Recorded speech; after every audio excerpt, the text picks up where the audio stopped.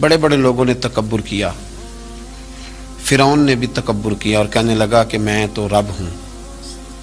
پھر رب کریم نے اسے سمندر کی، دریا کی لہروں کے حوالے کیا۔ کل تک جو لوگ اس کے اشاروں پہ چلتے تھے نا، جب وہ غوطے کھا رہا تھا نا دریا کے اندر، تو پھر روتا تھا کہ کوئی مجھے بچا لے، کوئی مجھے بچا لے۔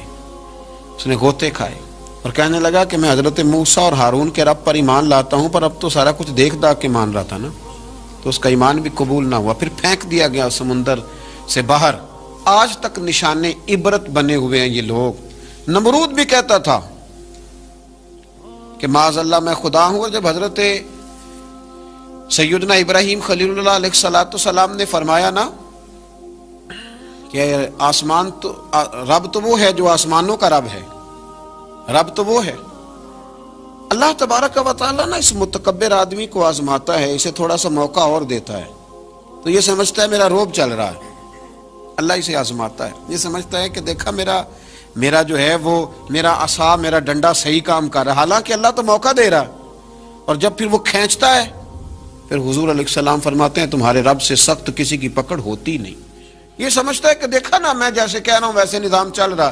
نمرود کہنے لگا میں رب ہوں، تو حضرت ابراہیم علیہ السلام نے فرمایا رب تو وہ ہے جو آسمانوں زمینوں کا رب ہے۔ کہنے لگا اچھا، اس نے نا تیر چلائے آسمان کی طرف، معاذ اللہ رب کریم کو قتل کرنے لگا۔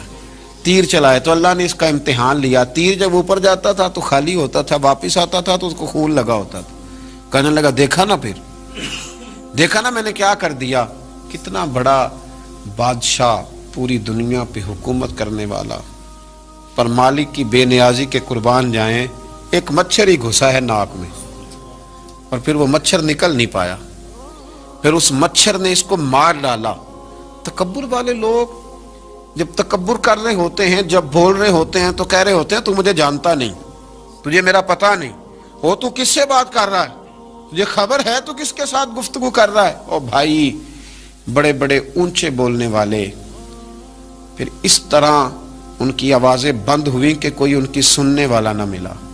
بڑے بڑے اونچے جملے کہنے والے اس تیزی کے ساتھ خاموش ہوئے کہ پھر دوبارہ انہیں احساس تک نہ ہوا کہ ہمیں بولنا بھی آتا تھا۔ کیا حیثیت ہے انسان کی، اس بات پہ تکبر کرتا ہے۔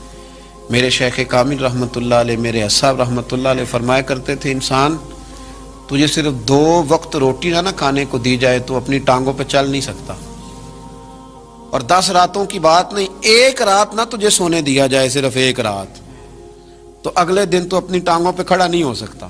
تکبر کس بات کا، کس بات کا تکبر؟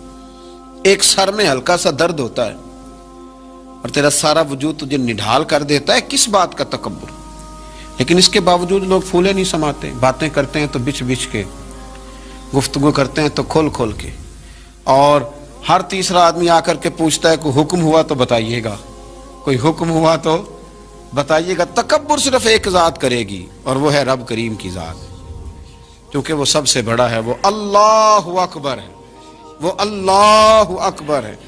محدثین ایک بڑی خوبصورت بات لکھتے ہیں اس عنوان پر، وہ کہتے ہیں کہ تکبر کرنے والا یوں ہی سمجھو کہ جیسے اس نے کوئی کسی کا غلام تھا نا، تو اس نے اپنے بادشاہ کا تاج اٹھا کے اپنے سر پہ رکھ لیا تھا۔ تب جو بادشاہ کا تاج غلام اٹھا کے سر پہ رکھے گا تو وہ درے تو کھائے گا، اس لیے کہ تاج تو بادشاہ کے سر پہ ہی سجتا ہے۔ تو تکبر تو اللہ کی چادر ہے، اس لیے کہ وہ سب سے بڑا ہے۔